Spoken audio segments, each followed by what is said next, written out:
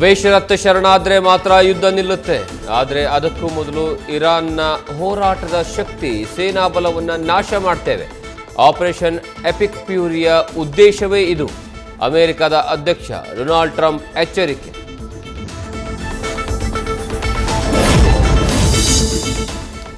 ಹಾರ್ಮುಜ್ ಜಲಸಂಧಿ ಬಂದ್ ಆಗಿದೆ ಅಂತ ಆತಂಕ ಬೇಡ.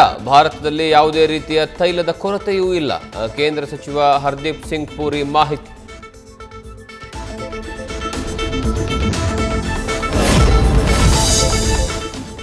ಗೃಹ ಬಳಕೆಯ ಸಿಲಿಂಡರ್ 60 ರೂಪಾಯಿ ಹೆಚ್ಚಳ. ವಾಣಿಜ್ಯ ಬಳಕೆಯ ಸಿಲಿಂಡರ್ ಬೆಲೆಯಲ್ಲಿ 115 ರೂಪಾಯಿ ಏರಿಕೆ. ಹೊಸ ದರಗಳು ಇವತ್ತಿನಿಂದಲೇ ಜಾರಿ.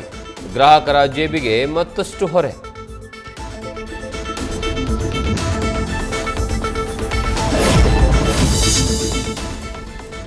ಕರಾವಳಿ ಉದ್ಯಮಗಳ ಮೇಲೆ ಪರಿಣಾಮ ಬೀರ್ತಾ ಇರುವ ಇರಾನ್ ಇಸ್ರೇಲ್ ಯುದ್ಧ.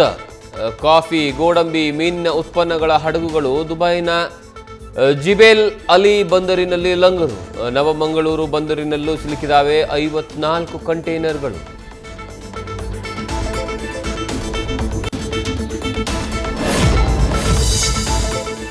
ಕಳೆದ ಅಧಿವೇಶನದಲ್ಲಿ ಒಗ್ಗಟ್ಟು ಪ್ರದರ್ಶನ.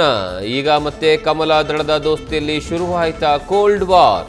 ಮಂಡ್ಯ ಹಾಸನದ ವಿಚಾರಕ್ಕೆ ಮುನಿಸು. ನಿನ್ನೆ ಸರ್ಕಾರದ ವಿರುದ್ಧ ಪ್ರತ್ಯೇಕ ಚೊಂಬು ಹೋರಾಟ.